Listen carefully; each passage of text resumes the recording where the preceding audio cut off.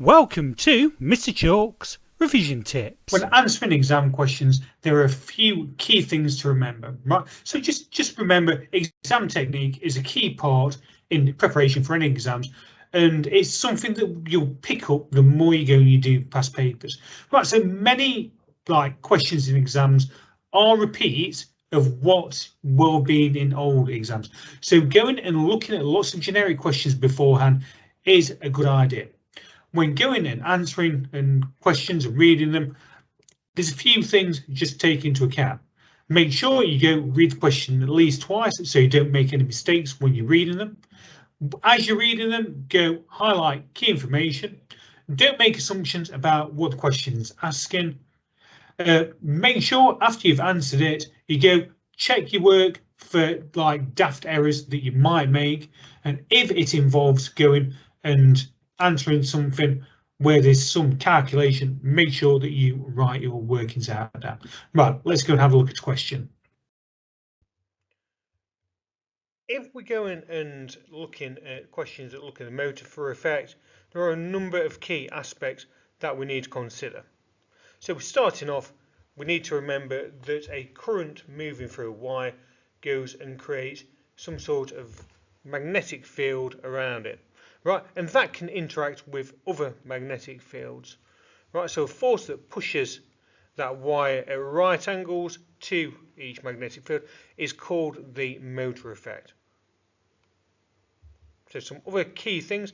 So simple motors are built using so coil of wire that is free to rotate between two opposite magnetic poles. So when electric current flows through the coil experiences a force and moves. So the direction of the current must be reversed every half turn, otherwise the coil would come to a halt again. So this is achieved by using a conducting ring split in two called a split ring commutator. So a coil of wire is used with lots of turns as that increases the strength of the magnetic field. So the diagram over to the left shows a very simple motor and how it would work. So we look at a question. So figure 3 shows a simple electric motor. Right, if you're looking at explaining why the coil will rotate when there is a current in the circuit, there are a number of key things that you need to talk about. So talk about the fact that a conductor is carrying the current.